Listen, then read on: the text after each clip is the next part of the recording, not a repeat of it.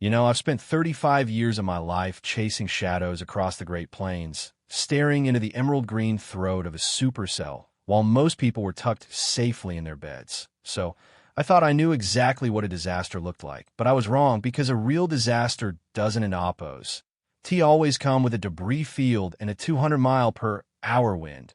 Sometimes it comes wearing a floral print blazer, holding a clipboard, and smiling like she's doing you a favor while she's actually stabbing you in the back. My name is Elias Thorne, and after 3 decades as a lead structural engineer for FEMA, I thought I'd finally earned the right to some quiet. So I bought this beautiful, wraparound porch house in a place called Whispering Pines, a little suburban slice of heaven in northeast Kansas, where the lawns are so green, they look painted on, and the only thing louder than the lawnmowers is the gossip at the local diner. I moved there for the silence, for the peace, and maybe to finally stop looking at the sky every time the pressure dropped, but old habits die hard, especially when you've pulled as many bodies out of basements as I have, and you realize that most people's idea of, in quote, safety, in quote, is just a thin layer of drywall and a lot of wishful thinking. The house was perfect, a corner lot with enough room in the back for me to set up my, in quote, retirement hobby, in quote, which was really just a state-of-the-art meteorological station, because once you've spent a lifetime modeling atmosphere pressure, you can't just go back to watching the local news guy point at a green screen and guess. I had everything: the anemometers, the barometers, the satellite uplink, and the crown jewel, a refurbished military-grade T-128 Siren I'd salvaged and modified myself, mounted on a reinforced steel mast tucked discreetly behind my workshop. I didn't in Oppos install it to be a nuisance or to show off. I did it because Whispering Pine sat right in a geographical funnel that the county sirens didn't in Oppos reach effectively, and I knew that in a real EF4, the difference between life and death ISN and Oppos minutes, it's about 45 seconds of lead time. I calibrated it to be surgical, a low decibel test once a month that sounded like a distant hum, and a full-throated roar that would only trigger if my dual radar system detected a debris ball or a confirmed rotation within a 3-mile radius. It was my way of watching over the people who didn't and Oppos to even know they needed a guardian. But in a neighborhood like this, no good deed goes unpunished, and it only took 3 days for the first, in quote, gift, in quote, to arrive on my doorstep. It was an envelope, heavy stock paper with a gold emboss seal that felt more like a summons than a greeting, and inside was a letter from the Whispering Pines Homeowners Association signed by a woman named Brenda Vance. Now, I hadn't an Oppos met Brenda yet, but the letter told me everything I needed to know. It was written in this suffocatingly polite, passive-aggressive tone, informing me that my, in quote, unauthorized mechanical spire, in quote, was a violation of Article 7, Section 4 regarding neighborhood aesthetics and, in quote, visual harmony, in quote. She didn't in Oppos ask what it was. She didn't in Oppos ask if it could save her life. She just told me I had 7 days to dismantle it or face a daily fine that would make a lawyer blush. And I remember sitting there on my porch, laughing to myself, thinking this had to be a misunderstanding. So I called the number on the letterhead and left a message explaining my credentials, my FEMA background, and the fact that this, in quote, spire, in quote, was actually a life-saving piece of infrastructure. I didn't in Oppos get a call back. Instead, I got a knock on the door at 8 a.m. on Saturday, and when I opened it, there she was, Brenda Vance in the flesh, looking like she'd stepped out a 1990s real estate catalog, hair perfectly sprayed into a helmet, holding a leather-bound binder like it was the 10 Commandments. She didn't in Oppos to even say hello. She just gestured toward my backyard and said, in quote, Mr. Thorne, that thing has to go. It's an eyesore. It's lowering property values, and quite frankly, it's aggressive, end quote. I tried to be the bigger man. I really did. I invited her in. I tried to show her the monitors. I explained that the county sirens have a 60% failure rate in high wind events, and that my system was a redundant safety net for the whole block. But she just looked at me with this pitying smile, the kind you give to a child who still believes in monsters under the bed. And she said, in quote, Elias, may I call you Elias? We live in a civilized community. We have apps on our phones for the weather. We don in Oppos. Need a rusted piece of Cold War junk screaming at us while we're trying to enjoy our Pinot Grigio. And if it's not down by Tuesday, we're going to begin the lien process on your home. End quote. That was the moment the peace of retirement officially died, and the next few weeks were a slow-motion car crash of bureaucracy and pettiness that I wooed in oppos. Wish on my worst enemy. I went to the HOA board meeting, clutching a binder of my own filled with wind load statistics, topographical maps, and letters of recommendation from my old colleagues at the National Weather Service, but it was like talking to a wall of beige curtains. Brenda had the board in her pocket. 3 other retirees who spent more time worrying about the height of people's hedges than the structural integrity of their homes, and they sat there nodding as she spun this narrative that I was paranoid outsider, trying to turn Whispering Pines into a military bunker. She stood at that podium and told 30 of my neighbors that I was, fear-mongering, that the, noise pollution, from my monthly tests, which were literally quieter than a leaf blower, was traumatizing the local golden retrievers, and before I could even get through my 3rd slide, they voted 4-1 to categorize the Siren as a, hazardous nuisance, The fine started hitting my mailbox like clockwork, $100 a day, then $200, then, legal fees, that seemed to materialize out of thin air, and then the, accidents, started happening. Someone egged the Siren mast under the cover of night.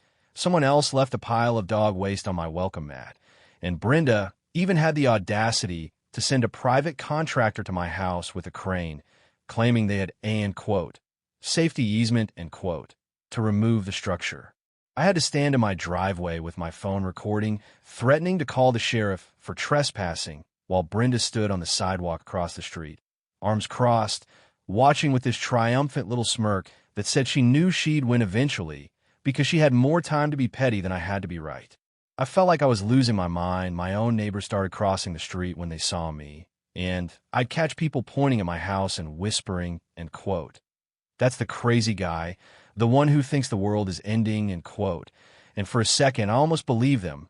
I almost took it down just to have a quiet life again, but then the sky started to turn that specific, bruised purple color that I've seen in my nightmares for 30 years. It happened on a Tuesday in late May, one of those days where the air is so thick and sticky you feel like you're breathing through a wet towel, and the birds just stop. I was in my workshop, watching the barometric pressure drop so fast it looked like a countdown, and my radar was picking up a massive hook echo forming just 10 miles west of us, moving at 40 miles an hour right toward Whispering Pines. I checked the local news, nothing but severe thunderstorm watch, and I checked the county emergency feed, still, all clear, but my instruments were screaming, the rotation was tightening, and I could see the debris ball on my screen, which meant it was already on the ground, and it was eating everything in its path.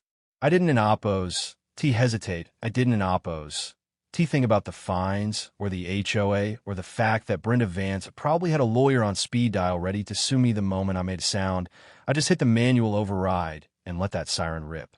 The sound was a physical thing, a deep, guttural wail that shook the windows of every house on the block, rising and falling like a ghost with a grudge, and for a few seconds, nothing happened.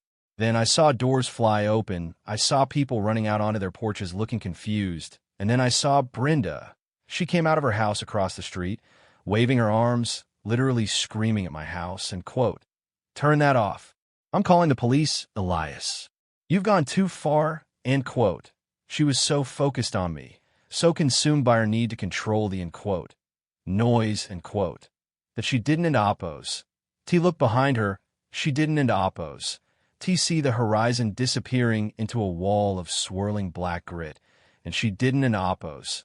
T hear the roar, the sound of 1,000 freight trains coming for our front doors. I ran out onto my porch, screaming at the top of my lungs for everyone to get to their basements. But the wind was already picking up, the trees were bending at 45-degree angles, and Brenda was still standing there on her lawn, frozen, looking at the sky as it finally dawned on her that property values dawn in oppos. T mean a damn thing when the atmosphere decides to reclaim the land. I saw the first shingle fly off her roof, then her mailbox just vanished, and I didn't oppose. Didn't even think. I just sprinted across the street, tackled her on her front lawn, just as a piece of her neighbor's fence flew over our heads, and I dragged her, kicking and sobbing, into my house and down in my reinforced shelter, slamming the steel door shut just as the world outside turned into a blender. It only lasted 3 minutes, but it sounded like the earth was being torn in half, a high-pitched, metallic shriek followed by thuds that felt like they were happening inside my own chest, and Brenda was huddled in the corner of that shelter, her perfectly sprayed hair a mess, her hands shaking so hard she couldn't into oppos to even hold her phone, and she kept whispering, and quote, "It's just a storm, it's just a storm," and quote, like a mantra to a god she didn't and oppos to believe in.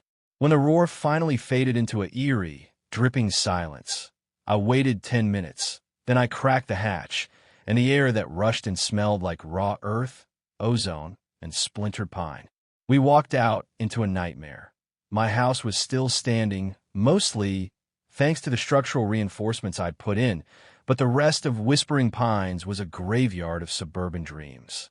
Brenda's house, her beautiful, and quote, visually harmonious, and quote, home was half gone. The entire second floor had been sheared off like a lid from a tin can, and her baby grand piano was sitting in the middle of the street, smashed to bits. But as I looked around, I saw people.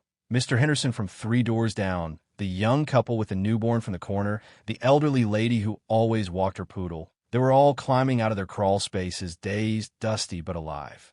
They had heard the siren, they had seen me screaming, and they had moved just in time.